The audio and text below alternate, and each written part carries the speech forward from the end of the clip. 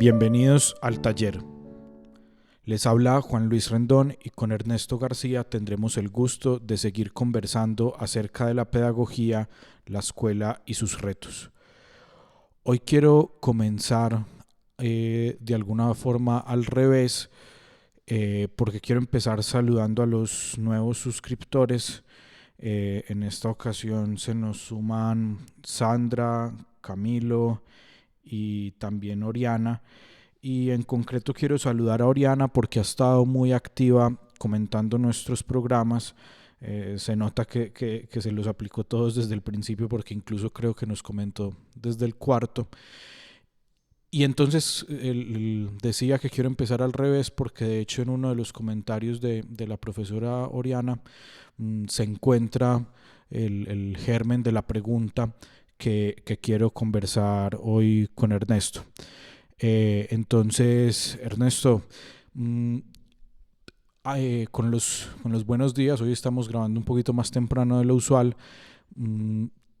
Te pregunto, a ver, ¿cuál es el comentario de Oriana? Oriana nos dice en el capítulo que estuvimos hablando del manuscrito que le llamó mucho la atención el tema y que justo coincidía con como una especie de artículo, una divulgación que hizo una revista, creo que española, en el que, y aquí empieza a aparecer la pregunta, o lo voy a entrecomillar, se demostraba que escribir a mano mejoraba la calidad del aprendizaje. Y entonces, cuando leí eso de calidad del aprendizaje, yo dije, aquí hay algo para conversar. Entonces, bueno, ¿cómo va todo? Y empecemos a hablar de eso. ¿Cómo se evalúa la calidad del aprendizaje? ¿Qué podemos entender? Porque es que me parece que es una cosa que podría ser muy amplia, y sobre todo si lo queremos de alguna forma objetivar y medir, me parece más complicado todavía. Bueno, primero buenos días, y me pego a ese reconocimiento individualizado que has hecho de los últimos suscriptores para hacerlo también con tal vez el primer suscriptor que tuvimos, que es mi muy querido Fernando Duque, que tiene la buena costumbre de no dejar pasar ningún capítulo sin su devolución, su comentario. Y en el último, no en el último, sino en el penúltimo, el comentario de él, lo que pasa es que tuve que cambiar de celular y se me perdió ese mensaje. Pero recuerdo que nos preguntaba, de verdad la conversación de ustedes no tiene guión? Y bueno, para que algún día le dediques algo a todos los oyentes sobre esa magia de no tener guión, pero no estar improvisando. Y bueno, ya sin guión, pero sin improvisación, primero agradecer mucho esa perspicaz duda, o esa perspicaz crítica a lo dicho.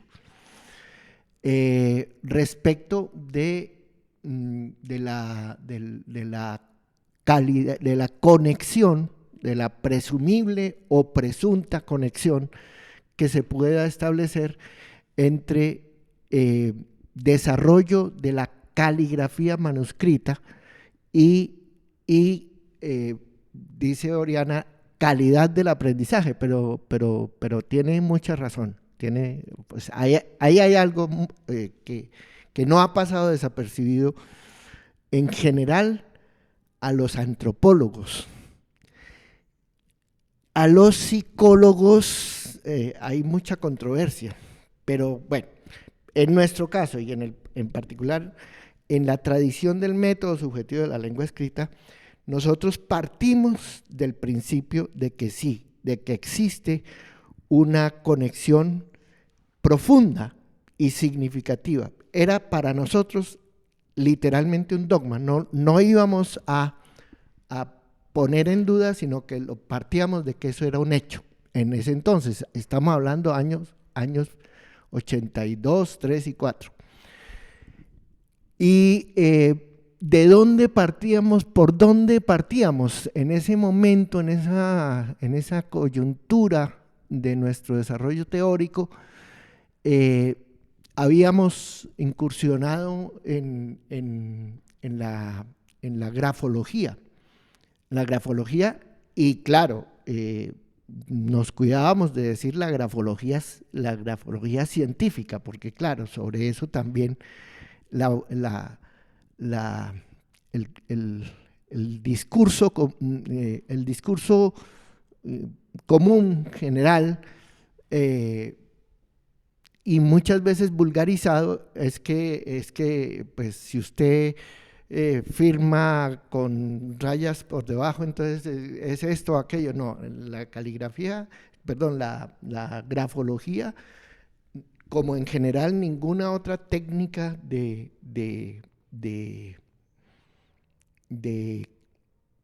diagnóstico, vamos a decir, la grafología científica no tiene nada que ver con ese tipo de conexiones automáticas, etcétera. Pero nosotros los maestros, sobre todo los maestros de antes del 70, para nosotros era claro, la caligrafía del estudiante es el retrato del alma. No pretendíamos que eso tuviera nada que ver con la neurofisiología ni con nada de eso, pero ya en los años 80 sí había suficientes elementos de juicio para pensar que en efecto existe una conexión entre lo que la forma, sí, voy a simplificar. Vamos a suponer una caligrafía limpia, clara, estable, y vaya usted a decidir qué significa limpia, clara y estable, pero bueno, en nuestra experiencia, una caligrafía limpia, clara y estable habla de un aprendiz más eficaz. Néstor, qué pena que lo interrumpa ahí, porque creo que de esos 3 vectores de evaluación que menciona, hay uno que es un poco más difícil de entender y tal vez, una vez entendido, más fácil de medir, que es ese de la estabilidad. ¿Qué quiere decir eso de caligrafía estable? Hace poco tuve un caso muy especial de un maestro del Gimnasio Internacional que me mostró, que vino a consultar si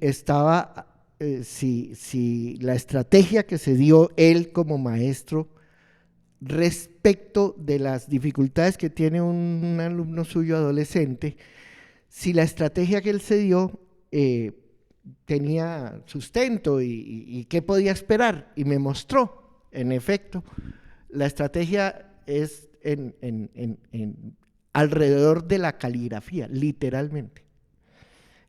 Y él me mostró los primeros resultados y no hubo que andar mucho tiempo, mucho en la consulta, porque en las 2 primeras páginas el chico, su pupilo, había escrito de una manera tan visiblemente evolucionada. O sea, las primeras 2 renglones de esas 3 páginas eran una cosa loca.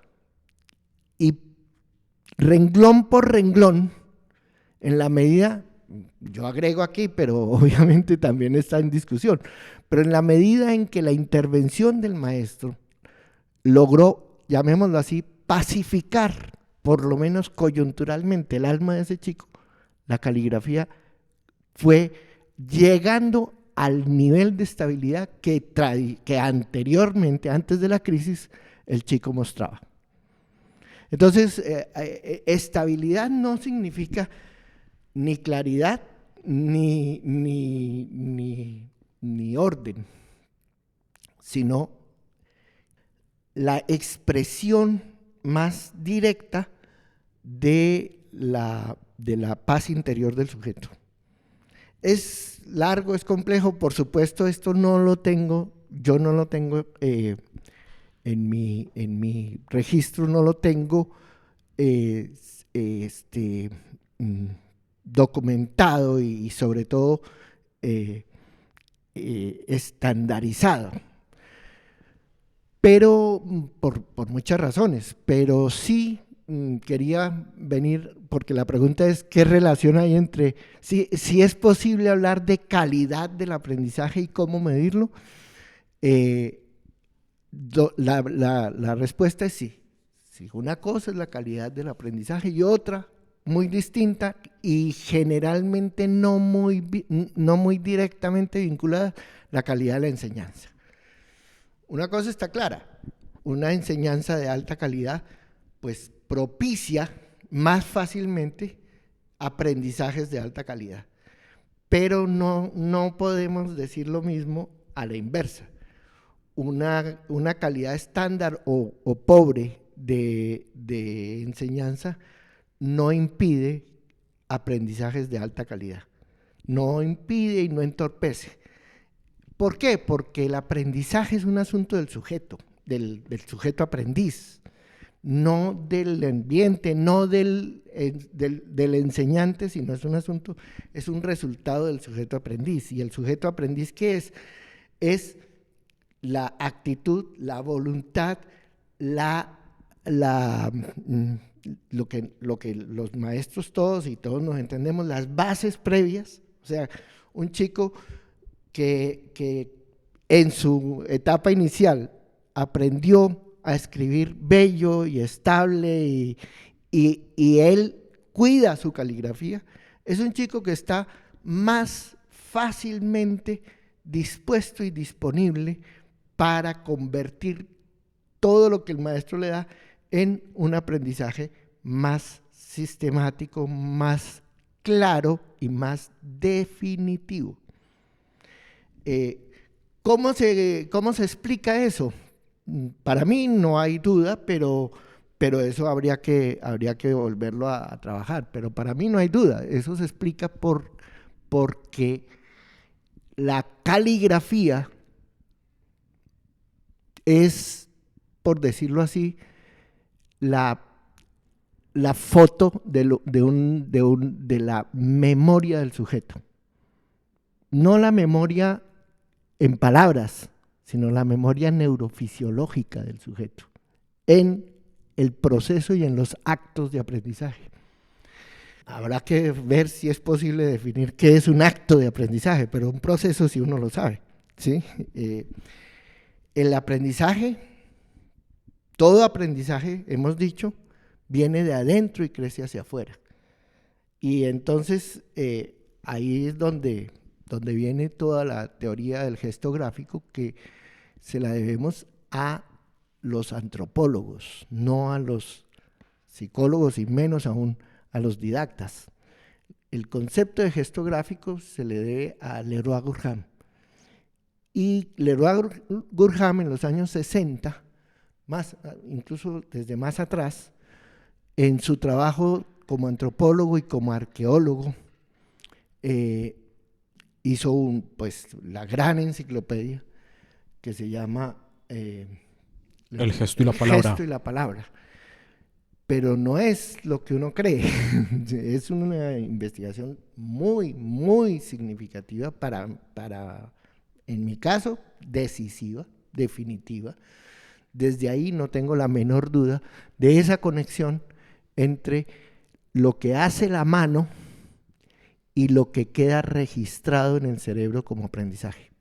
Yo recuerdo de esa obra incluso las observaciones y los registros anatómicos a través de los diferentes homos, y es muy impresionante como la curva del cambio en la configuración de la mano con la curva de cambio de la configuración del cráneo. Eso lo recuerdo mucho de esa obra. Y recordarás quizás también cómo no lo limita a la evolución Homo, sino que también lo compara con las otras escalas evolutivas, desde el pez hasta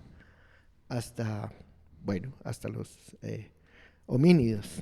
Sí, y yo no sé si esto que voy a decir es impropio, pero bueno, la calidad del aprendizaje de alguna forma queda grabada en los genes y se va No, expresando, cuidado.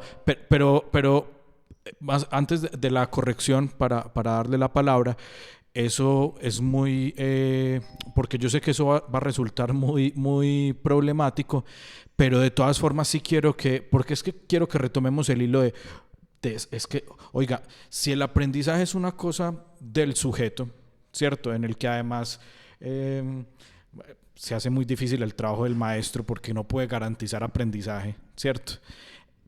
Pero entonces, ¿cómo diablos mido yo el aprendizaje? Si resulta ser un proceso como que ocurre allá en la caja negra del sujeto. Bueno, pero primero aclaremos, porque no es cierto que los aprendizajes se queden fijos o grabados o registrados en el genoma.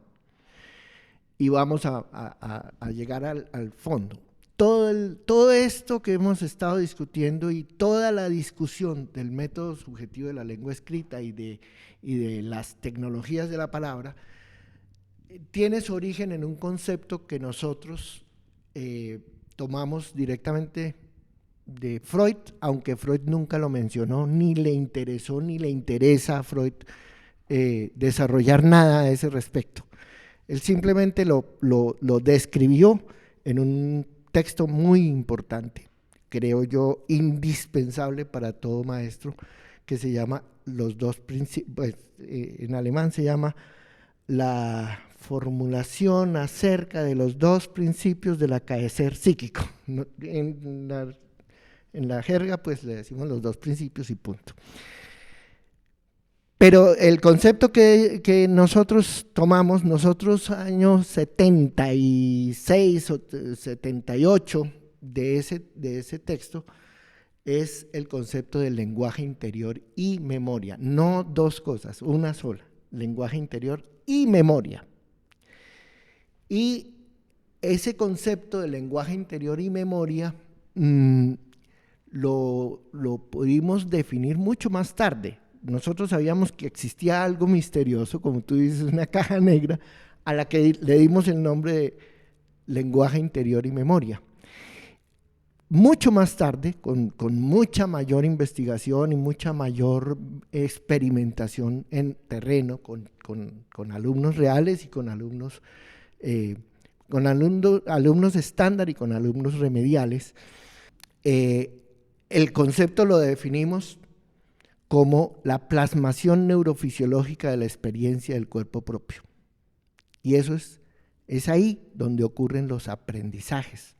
Toda experiencia del cuerpo propio queda centralmente estructurada, registrada en la corteza cerebral, en un circuito particular psíquico, no solo neurofisiológico, pues que lo psíquico no está separado, pero ya del orden del lenguaje, una estructuración de la corteza, que es lo que llamamos el lenguaje interior y memoria. Y memoria.